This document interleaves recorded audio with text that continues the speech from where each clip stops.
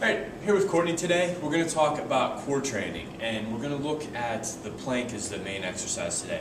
But a lot of people, they want to strengthen their core, and they tend to do it through sit-ups, and we want to try to get away from sit-ups. Main reason being with how the core is designed. It's designed to support the spine and resist extension and resist rotation. This is going to keep the back healthier. Also, doing exercises like the plank activate the muscles more than on a sit-up.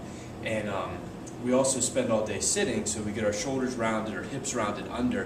When we start crunching and sitting up, it just reinforces that more. So we're going to start with the plank. So Courtney's going to come down into position here. And then, so what we're looking at is keeping the back flat.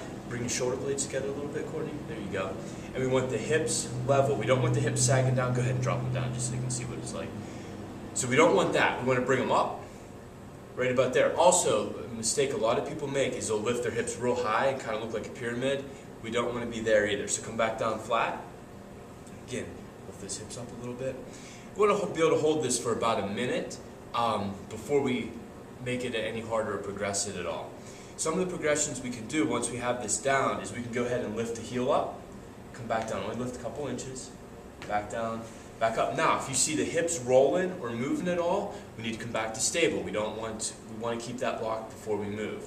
From there, we could also add an arm reach with something or anything like that. Say she's having trouble with the plank and just can't quite get this, and her back's sagging and hips are up in the air. What we can do is go to a bird dog. So let's go onto the hands and knees here.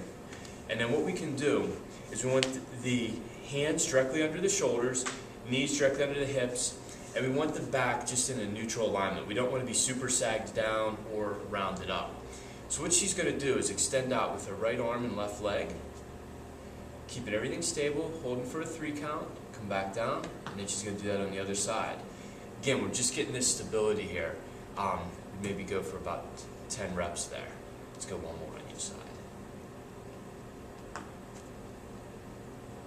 Good job. And that's basic core training where we start with everything out.